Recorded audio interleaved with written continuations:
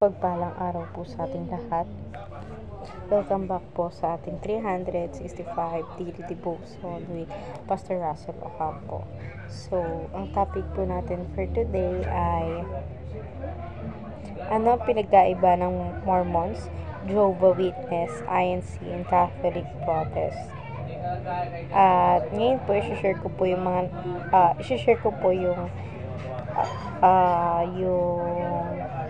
concept po natin yung subordinationism.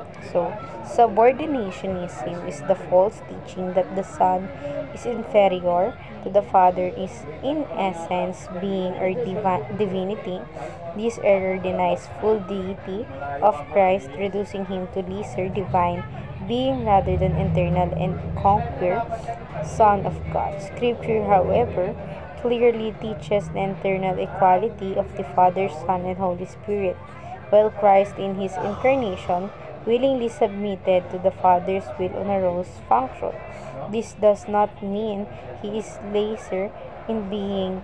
The Son is homoousios, of the same essence with the Father, equally God, eternal and worthy of worship. Jehovah's Witness, Jesus is the highest creature. Iglesia ni Cristo, Jesus is a human. Mormons, one of the three gods. Roman Catholic, Jesus is good man. Trinity. Protestant, Jesus is a good man. At makikita natin ito sa Hebrews chapter 1 verse 8. Ang sabi po dito,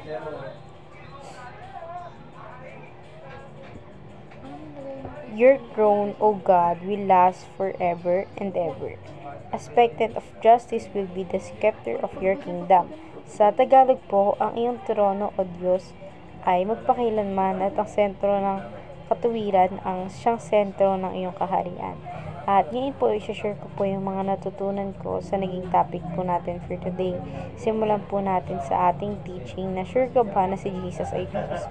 At first teaching po natin, biblical writers called Jesus God. So, yung mga nagsulat din pala ng Bible natin, tinatawag pala nilang Jesus si God dahil nga si Jesus ay katawang tao ng Diyos na si God ay galing sa langit at nagkatawang tao dito sa lupa.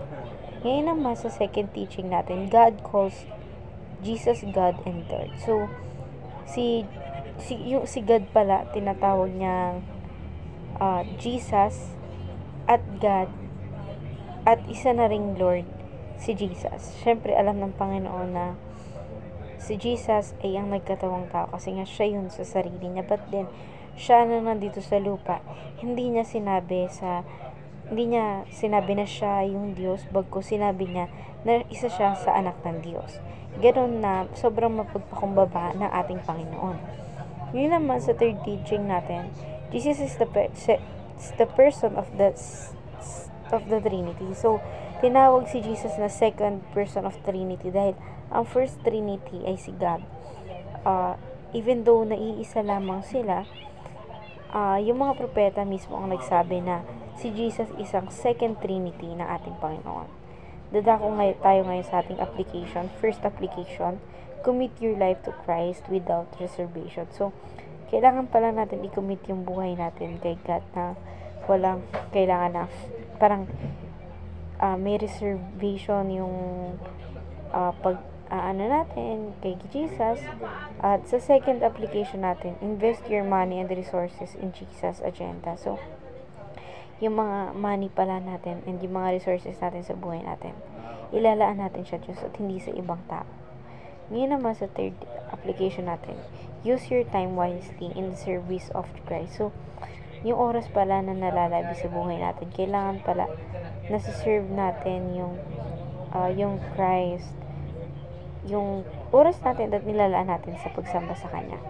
At ngayon naman sa discussion naman, knowing that Jesus is God, how would you invest your money and resources for Christ's agenda? So, para sa akin, since alam ko na si Jesus ay si God, yung pera na meron ako and syempre yung resources na meron ako, itutulong ko siya sa mga churches na nagsisimula pa lamang at kailangan ng foundation. So, syempre, alam naman natin yung hirap ng buhay sa wala. So, kailangan natin silang tulungan sa kung anong kailangan na tulong nila.